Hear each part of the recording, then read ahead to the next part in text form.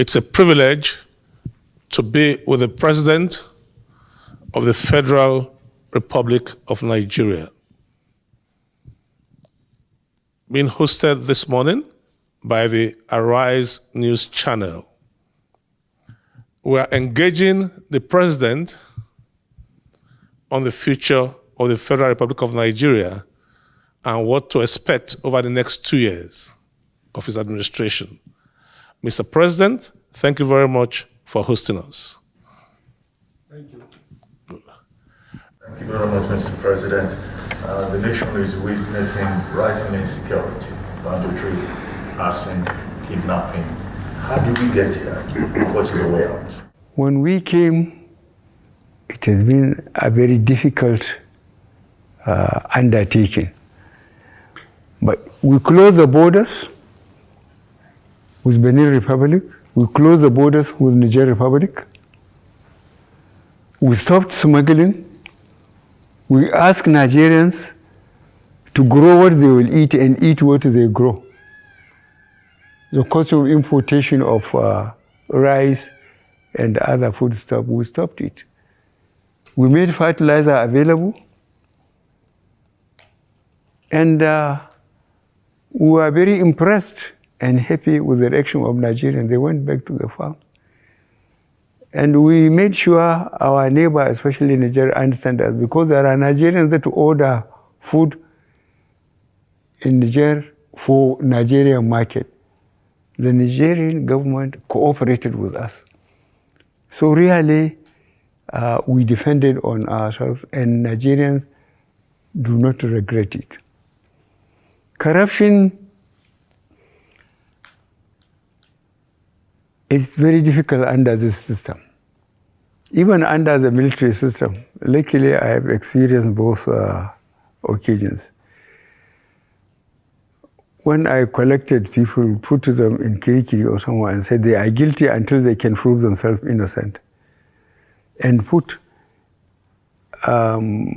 investigation panels based almost on the geopolitical zone for people that held positions, governors, ministers, commissioners, heads of parastatals, because then people don't get that position until they declare their assets. Then they are faced with the bank statements and their assets. If they cannot explain, the balance is taken away from them. But what happened? Eventually, I myself was arrested, detained, and they were given back what they have looted. So that's why I wear Agbada and join and see what this partisan politics is all about. I will not change, but the system here, those who have the money, they can take sons, first-class lawyers. Cases will take 10 years. And doing things with the immediate effect was not possible. But I assure you that in spite of the problem we are having with the system, whoever we have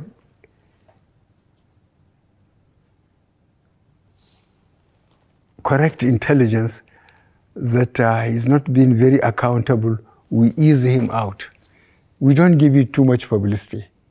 But I assure you that those who are responsible, who are holding responsible positions, know that we don't tolerate corruption.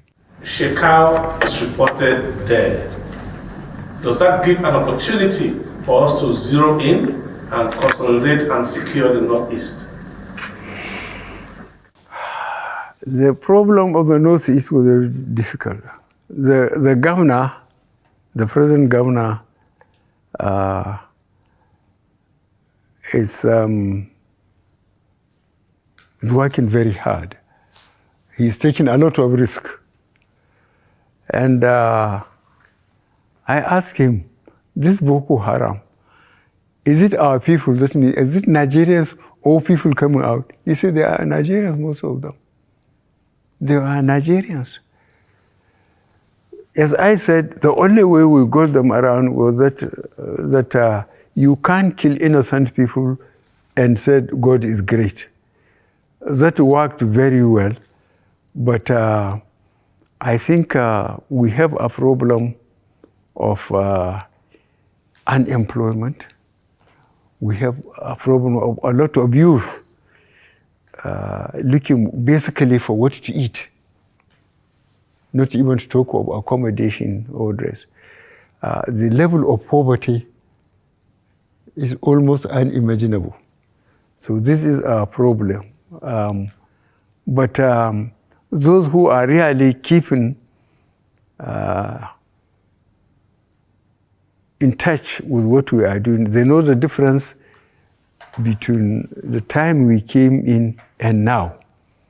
And the people of Northeast and South, I think, are the best judges for the performance of this administration, because they know what they were in and they know the condition now. I was in Katsina last year. I mean, at the height of the insecurity of these banditries, like insecurity has moved from the northeast to the northwest. People can no longer go to farm.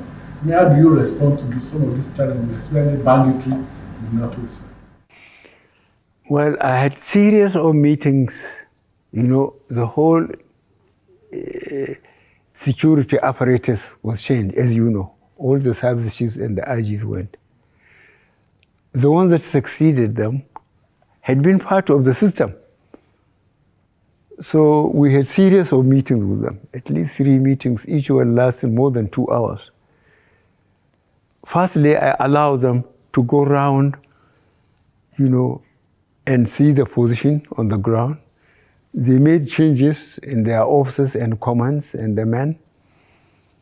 And we told them that we want confidence to be rebuilt. As you observe, people to go back to the land so that we wouldn't have food problem. And I think that is being done. We are giving it less publicity because we don't want to make them aware that we are taking them head on. But I think those who are in the field know they have been suffering a lot of casualties. And we stopped, for example, mining in Zamfara state.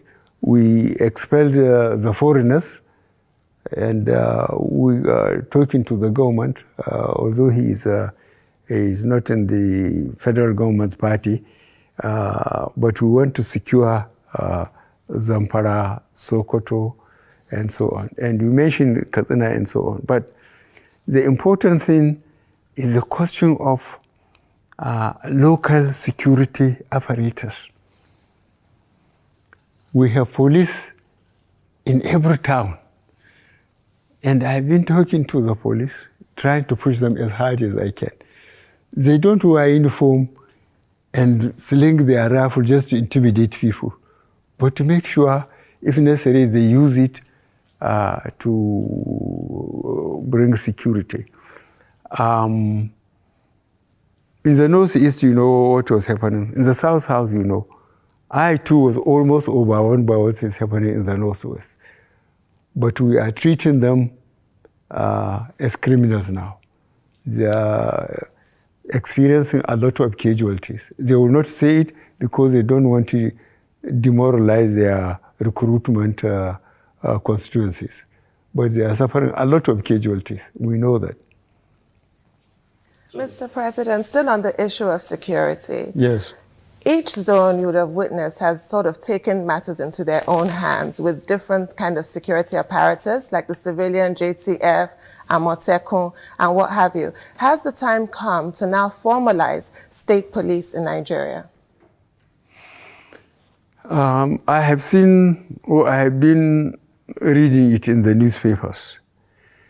Those of us who are old enough to know the old NA police and so on.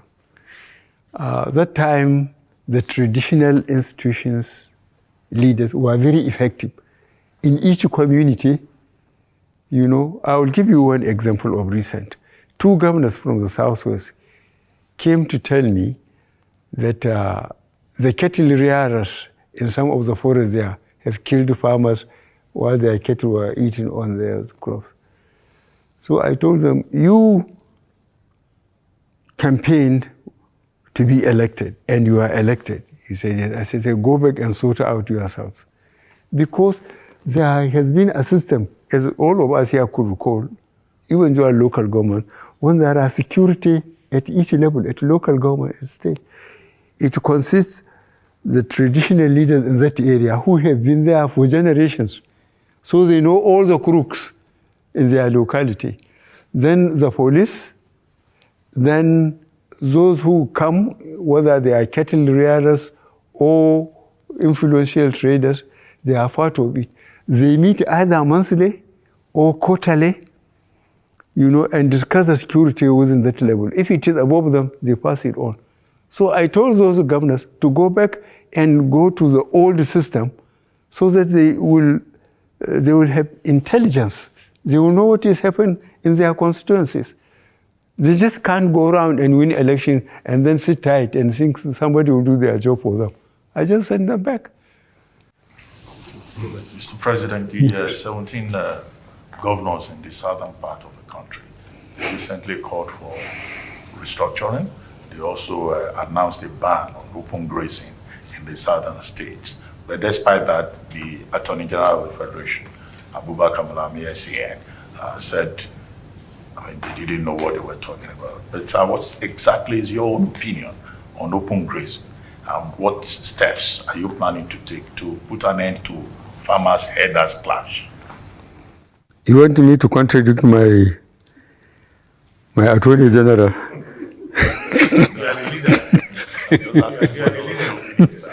Okay. What I did was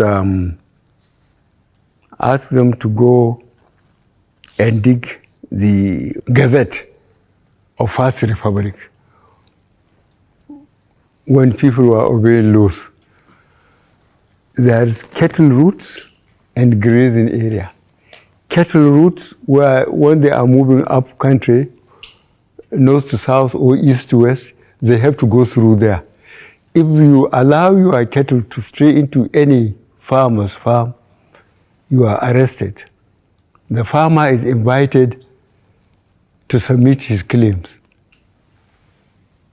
The alkali or the judge will say, oh, I pay. If you can't, the cattle is sold.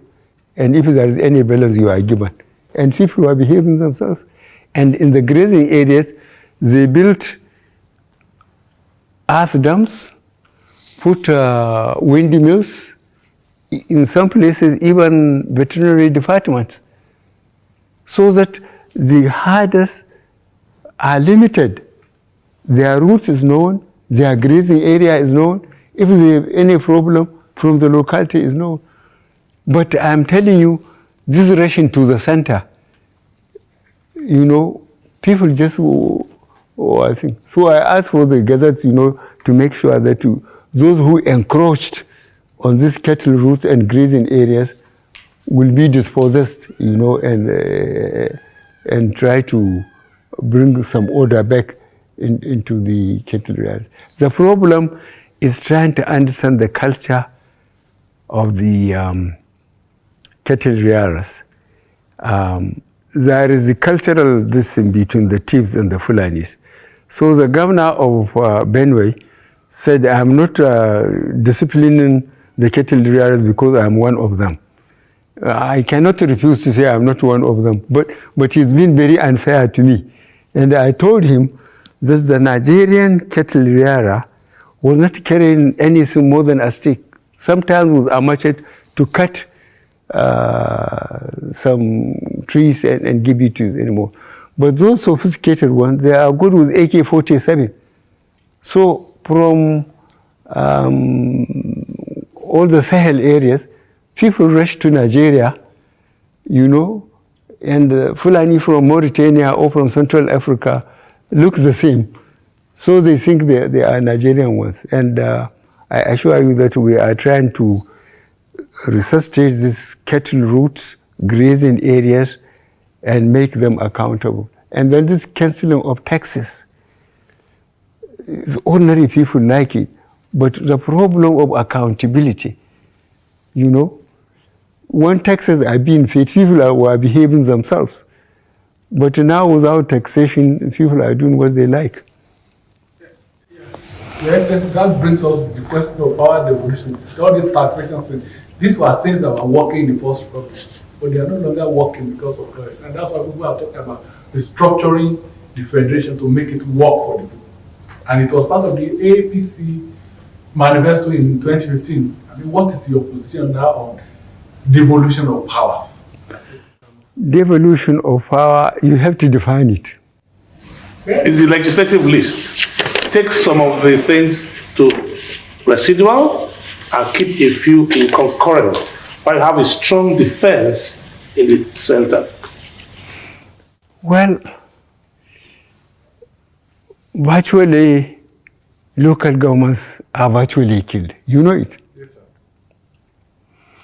The 3 tiers of government, federal, state, and local government, if they are being followed properly, we wouldn't have all the social problems. But the problem is the local government have been virtually killed. And that is not good for this country. It's not good for this country because those who became the local government chairman have been compromised.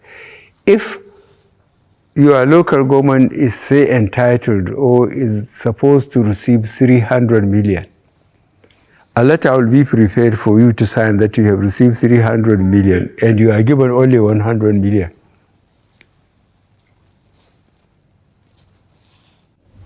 So how can we reduce the powers of governors and give more powers to local governments? By writing a new constitution. And reduce the powers of the president too. While we're at it. The civil president has a lot of power. Okay, I think this question of accountability is very important. The schooling, especially education, is suffering so much. If, for example, during our generation, I spent 9 years in boarding school, and the teachers then treat us as they treat their own children. If you do well, you are brought before the classroom and praised. If you misbehave, they remove your thing and plug you there in front of the class. So you just have to behave yourself. But now, one of the chaps from Ogun State, Pastor Bakari, he told me when he came back from America, he went to his alma mater, and he couldn't differentiate between the teachers and the children there. You see, the teachers used to take students as their children, and they have all the time for them. But problem, the standard virtually has collapsed. Let me show you, we have a lot of problem. Wow. Which takes us to the next question. In the northern part of the country, many schools have been subjects of attacks. Now, if these schools are perpetually being attacked by bandits and terrorists, and you want to lift 100 million out of poverty, and their parents are also under threat, how do you think that goal of 100 million people out of poverty can be achieved? Well, try and appreciate what efforts the federal government has done. One, we have removed all the service chiefs and the Inspector General of Police. We made new ones. We allow them to go around and see the problem. They have been part of it all the time, but now they are in charge. And we made sure that their priorities is to make sure they have brought normalcy, people to accept the responsibility of their offices and perform. They are working very hard on that. We cannot give it enough publicity because we don't want to give fair warning to the real criminals. The ones from Northeast, you know, the ones in South, you know, the problem is Northwest. The same people, same culture, killing each other, stealing each other's cattle, burning their villages. As I said, we are going to treat them in the language they will understand. We have given the police and the military power to be ruthless. And you watch it, in a few weeks' time there will be difference. Because we told them that if we keep people away from their farms, we are going to starve. And the government cannot control the public. If you allow hunger, to permeate the whole society, the government will be in trouble. And we don't want to be in trouble. We are already in enough trouble. So we warn them. And sooner than later, you will see the difference. Yeah, now, Your Excellency, you talked about talking to the people of Northeast in a language they understand. That is the whole, there's a crisis around that language. So it shows that because you were a former military man, you are talking about, using force to restore order. But it's understood in another way, especially given what happened last week when you spoke about the Southeast, IPOB and all that. One, the controversy of Twitter. When is the government going to lift ban on Twitter? To lift the ban? The suspension of Twitter. Because, when Nigerians are expecting when the government will lift it ban, and two, how are we going to resolve the crisis in the Southeast? Well, Southeast, I was encouraged by what I heard. Nobody told me. 2 statements from the South. One by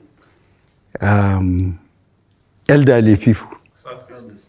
No, South. South. Yes, by elderly people. They said this time around there will be no access to sea.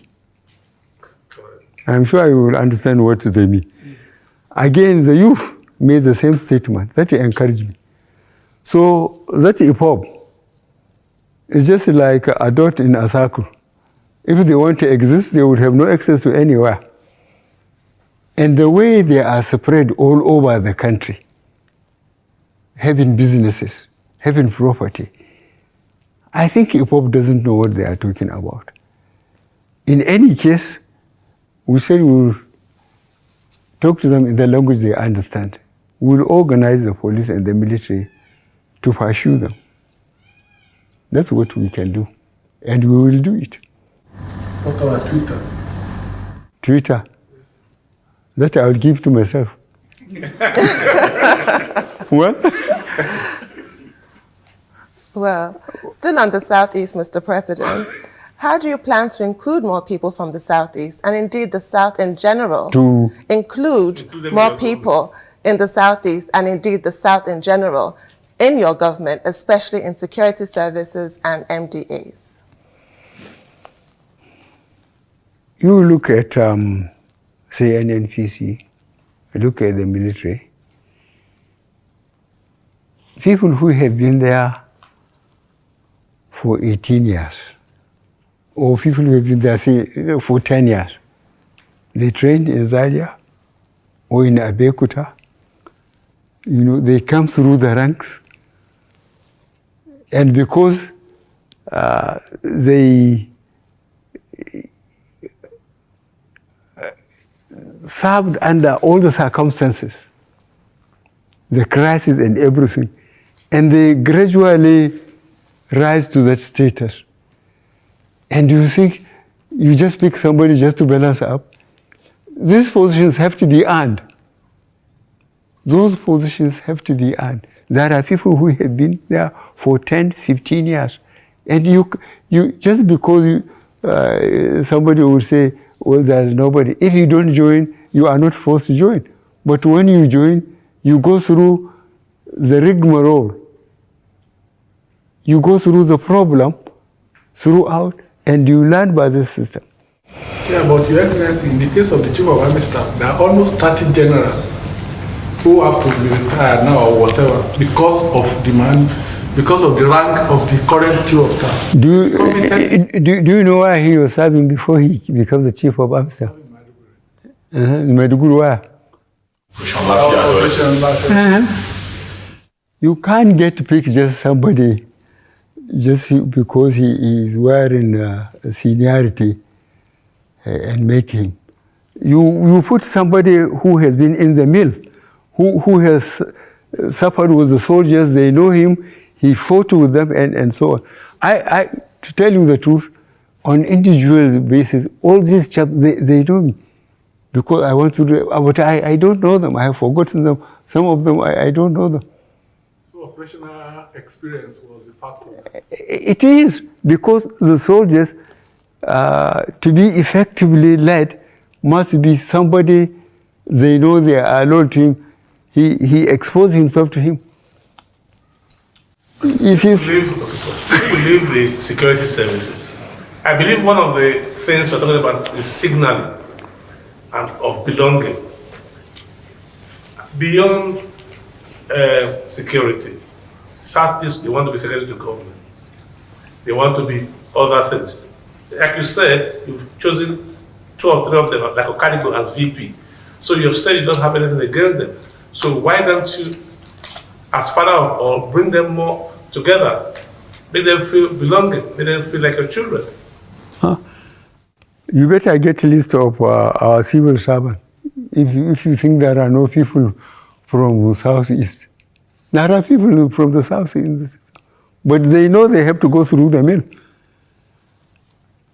Well, Mr. President, I was going to ask about the challenges you referred to earlier about fighting corruption and how difficult it is under a democratic system. Yeah. But there's this perception, general perception that, well, the best way to escape prosecution is to just join the ruling party. Because 1 or 2 governors that joined APC, you think that was why they joined? Well, it's a matter of perception. What this administration can do is to make sure that APC lasts beyond this administration. And we started registration from polling unit to ward to local government to the state, so that APC will know how many of them there are in state by state, in even local government by local government, so that by the time this administration goes, there will be family on the ground and they can continue. And that is the best thing politically for the country and for the party. So it's not as if, but to add to what we are, people believe that once you join APC, the room, that your room is just a free corruption under the carpet.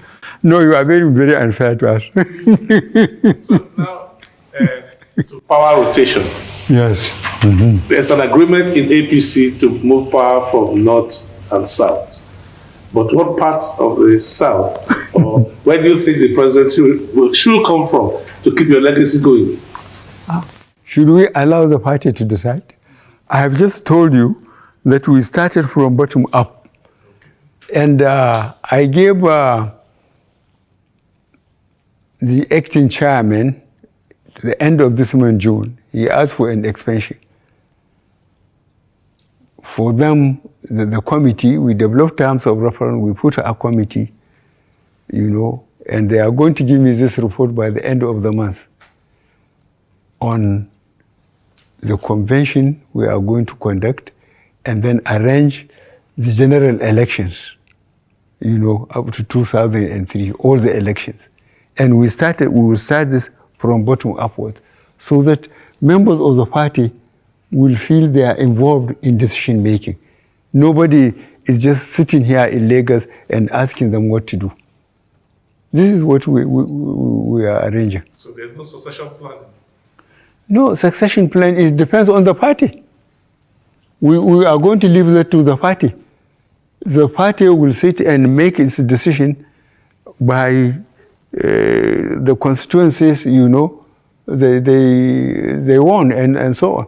So those who want to be president, they better join APC. I want to move on to the economy and the limited economic growth that we've seen recently. And I'll start with foreign direct investment. Even though your administration has given the right signal with regards to ease of doing business, Nigeria has barely improved. And we're losing foreign direct investment to our neighbors, such as Ghana. What can you do to make Nigeria a more competitive and more attractive destination for foreign direct investment? Well, this question was answered when there was this answers. You remember the young people who wanted to march here and remove me when they were checked that answers. And my answer to that, I got the members of the Executive Council. As you could recall, by the Constitution, there must be a member of Executive Council from each state. That is the Constitution. Every state must be represented. So I got them on a Wednesday, a day like this. I said they should go, each one should go to his state, speak to the governor, speak to the traditional leaders, speak to the business people, and speak to the youth, especially, and tell them that the federal government, no more vacancy, is full. Go to any state governor and ask him now to give you a contract or to give you a job. He will tell you there is no vacancy. The same thing with local government. So you may have a good degree, but you may die without having a job. Why? Because nobody is going to invest in an insecure environment. So I told them, I said they should tell the youth that if they want jobs, they will behave themselves, make sure Nigeria is secure so that people can come and invest. Nigeria is resourceful, people know it. We are a rich country. God has endowed us. But nobody can bring, look at the today, like 200 buses bought by the former governor of Lagos. Some of these boys went and burned the vehicle. The governor made an album, came and I took the album and put it aside. I said, go and tell them to walk. Who will go and invest his money in an unstable environment? Nobody will. It's just common sense. So you behave yourself, you make Nigeria secure, and people will invest. So coming back to competition, looking at the issue of, as you are petroleum minister, Mr. President, the issue of spending money for subsidies, which is taking monies that should have been invested in infrastructure, which we also come to. How do we deal with the subsidy question of petroleum and power? It's a very difficult question, and I suspect you know it. Nigerian facilities, they are oil, so it can't be too expensive. Nigerian petroleum is being sold from here up to Ghana. At the pump station, Nigeria, people will take it, will close the borders, they put jerry cans, they ride the machine through the bush. And if you try and give it the cost and insist that it has to be economic base, Nigeria will say this is their oil, and they will riot and push you out of wherever you are, even if it is a presidential villa. They will push you out. They will say this is their oil. So what we want is to try to get the cooperation of customs, immigration, and this border guards so that it cannot be taken in substantial amount. Customs are doing quite well because we are confiscating tankers, selling the petrol and selling the tankers, and the people whom we are dispossessing of this, they don't complain. They don't talk to anybody, they don't say it. That the government has taken away their tankers and sold their petrol and so on. We are doing it. Mr. President, let's talk about debt service to revenue ratio. Under your watch, it has risen from about 40% to 90%, thereabouts. And there are many who are complaining that, well, because of this heavy debt burden, it's becoming very difficult to fund infrastructure. What measures is your government putting in place to diversify the economy and to further increase revenue? Well, we start talking about the infrastructure. I would like you to check how much we are earning from 1999 to 2014. Our production If you check, you will find out the average production was 2.1 million barrels a day. At the average cost of $100 American per barrel.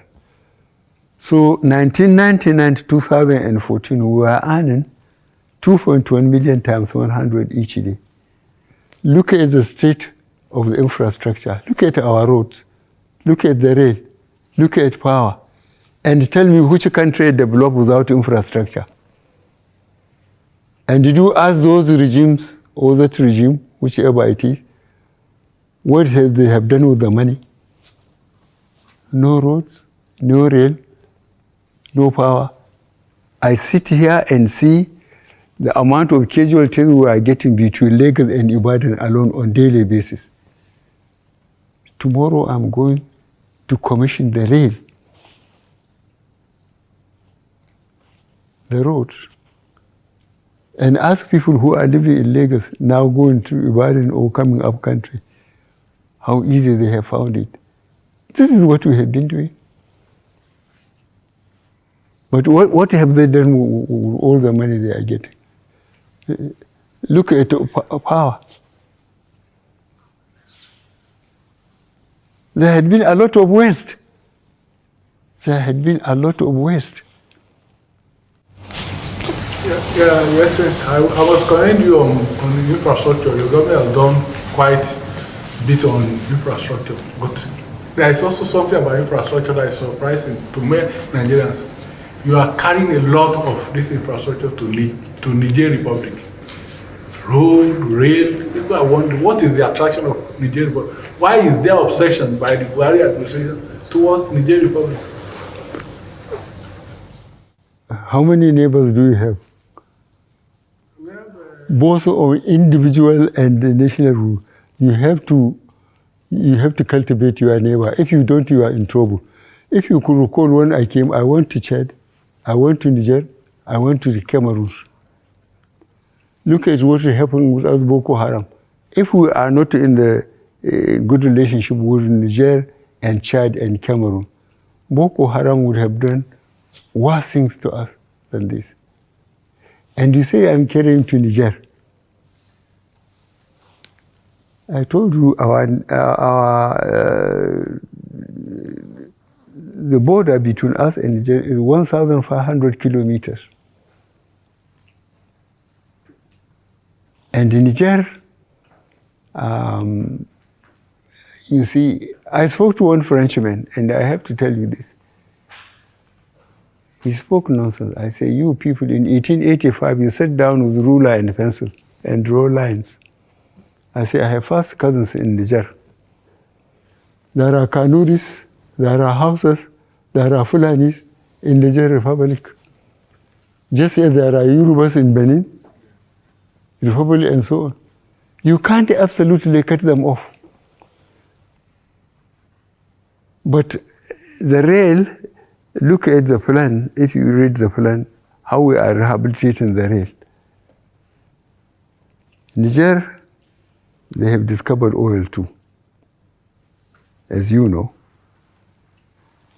And we don't want to allow them to go through Benin Republic.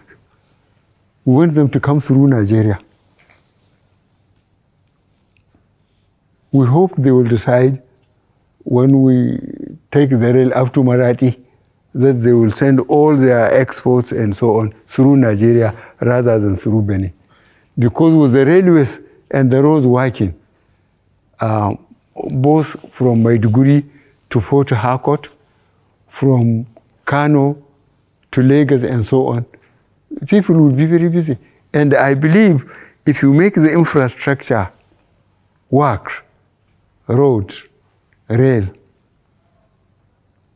I assure you that Nigerians will keep themselves very busy and they will leave you alone. But when the roads are not more trouble, the rail is virtually crippled.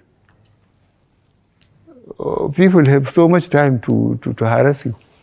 Mr. President, now that you've overcome your health challenges, looking great, what is the outlook for the last 2 years of your presidency? And then in retirement, after 2023, what do you plan to do? Your presidential library, what projects will interest you in retirement? Thank you very much for thinking that I'm okay.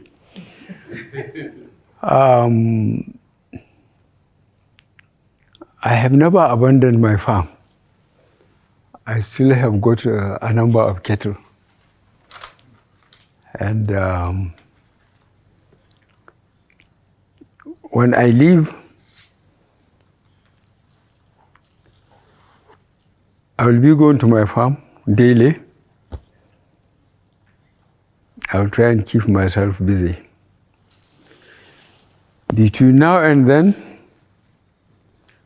I will try to keep on convincing Nigerians that I mean very well.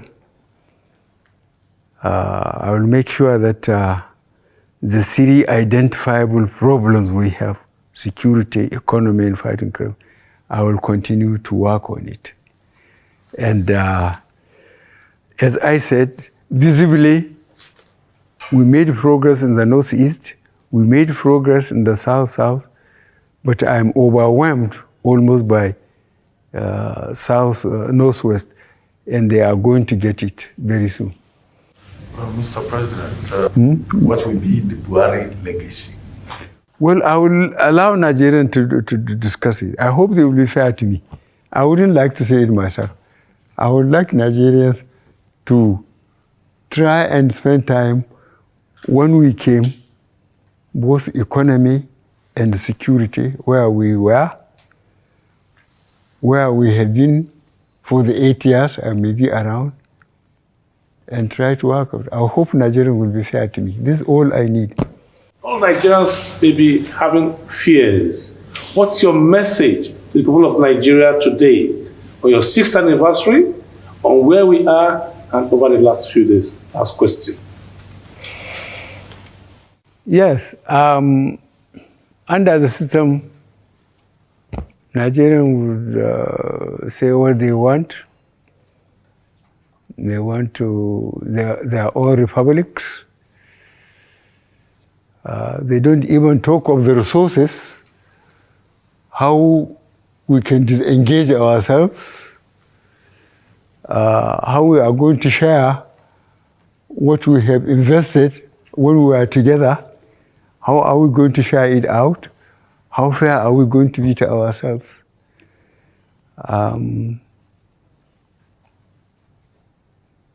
And try and see our population, our young population. If we cut ourselves into pieces, can we win the confidence of investors, real investors, people to come and build factories, employ people, produce goods and services, and then earn from taxation, from employment? I don't like the way Nigerian elite is allowing ignorant or careless people talking all over the place. We have so much